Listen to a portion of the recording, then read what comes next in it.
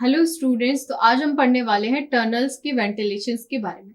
Generally क्या होता है कि टनल्स में जब हम ब्लास्टिंग करते हैं या फिर कोई और एक्सकेवेशन का प्रोसेसिंग करते हैं, उस टाइम पे जो आपका अंदर वाला जो आपका टनल रहता है, उसमें जब हम रेगुलर कंस्ट्रक्शन कर रहे होते हैं तो वहां पे काफी ज्यादा फाउल गैसेस और कई बार ऐसा होता है कि वहां पे काफी ज्यादा डस्ट आ रही है, तो उसका प्रॉपर रिमूवल होना चाहिए। तो जनरली हम लोग क्या करते हैं, जो हमारा शाफ्ट रहता है जिसको हम एज अ अलाइनमेंट के लिए यूज कर रहे हैं, उसी को एज अ वेंटिलेशन उस टाइम पे यूज कर लेते हैं।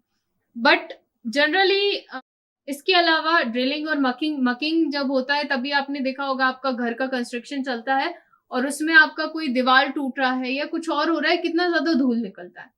तो उस टाइम पे अगर आपका मकिंग भी हो रहा है, आपका रिमूवल हो रहा है, आपके जो भी अनवांटेड सॉइल है, उस टाइम पे भी काफी ज्यादा डस्ट क्रिएट होता है, तब भी हमें आपका उसकी जरूरत पड़ती है वेंटिलेशन की। अगर फ्रेश एयर का सप्लाई बंद कर दूं मैं टर्नल में, इन केस आप लोग फ्रेश एयर का सप्लाई बंद कर दो टनल में, तो उसमें सफोकेशन इतना ज्यादा होने लगेगा। अगर वो उसकी लेंथ काफी ज्यादा है, सम जो सबसे लॉन्गेस्ट आपका टनल है वो कुछ 3000 मीटर का है। अब मान करके चल रहे हैं इतना लंबा टनल है और आपने यहाँ पे कहीं पे भी प्रॉपर वेंटिलेशन नहीं दिया, तो जो आपका मिड सेक्शन है वहां तक आपका फ्रेश एयर जाना आना पॉसिबल नहीं हो पाता। तो कई बार ऐसा हो जाता है कि टनल के अंदर लोग जा रहे हैं तो उनको सफोकेशन हो रहा है, सफोकेशन के कारण भी कई लोगों की डेथ हो जाती है। तो इसलिए वेंटिलेशन देना काफी काफी ज्यादा इम्पोर्टेंट है। तो दो तरीके हैं, या तो नेचुरली दे दो, उसका हाइट इतना ज्यादा कर दो, उसमें शाफ्ट इतने अच्छे से प्रोवाइड कर दो कि वेंटिलेशन सिस्टम प्रॉपर हो सके, या फिर सेकेंडली अगर हम देखें तो आर्टिफिशियली भी हम देते हैं।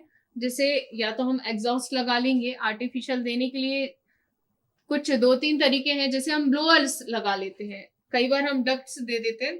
डक्ट्स कुछ इस तरीके से दिए जाते हैं कि यहाँ पर आपने, ये आपका डक्ट हो गया, आप चाह रहे हो कि आपका टनल काफी ज्यादा बड़ा है और हम चाह रहे हैं कि यहाँ पे प्रॉपरली हमारा जो सर्कुलेशन है आपके एयर का वो प्रॉपर हो सके। तो हम लोग क्या करेंगे, इस तरीके का एक आप स्ट्रक्चर बना देंगे। अब यहाँ पे क्या करोगे आप, यहाँ पे आप लोग लगा दोगे आपका एग्जॉस्ट। यहाँ पे एग्जॉस्ट या ब्लोअर या फैंस आप यहाँ पे लगा दोगे। यहाँ से आपका पूरा फ्रेश एयर जाएगा डक्ट के थ्रू। ये डक्ट कहाँ पे निकले होंगे, आपके टनल के अंदर निकले होंगे, और ये डक्ट के थ्रू आपका टनल में फ्रेश एयर प्रोवाइड हो रहा होगा।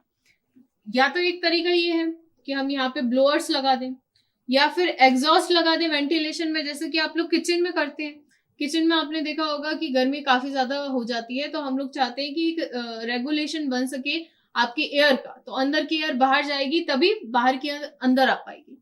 तो हम लोग एग्जॉस्ट भी लगा सकते हैं हमारे टर्नल्स में, या फिर कॉम्बिनेशन लगा सकते हैं आपका ब्लोअर्स का और एग्जॉस्ट का। जैसे मैंने यहाँ पर करा, ये डक्ट जब मैं क्रिएट करूंगी तो डक्ट में हम यहाँ पे वेंटिलेशन सिस्टम के साथ साथ एग्जॉस्ट भी देंगे और ब्लोअर्स भी देंगे।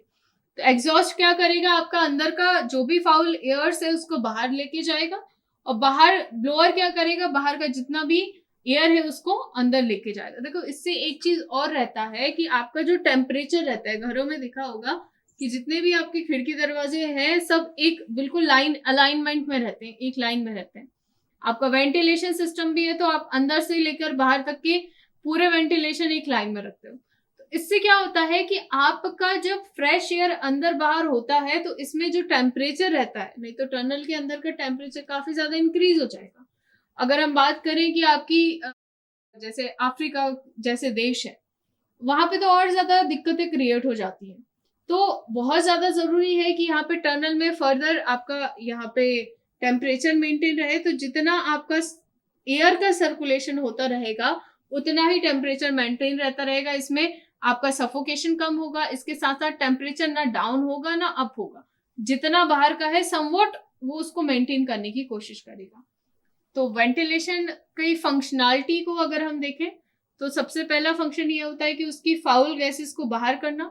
दूसरी फंक्शनैलिटी ये रहती है टेम्परेचर को मेंटेन करके रखना। तीसरी फंक्शनैलिटी आपकी रहती है कि प्रॉपर आपका एयर कंडीशनिंग वहां पे होते रहे।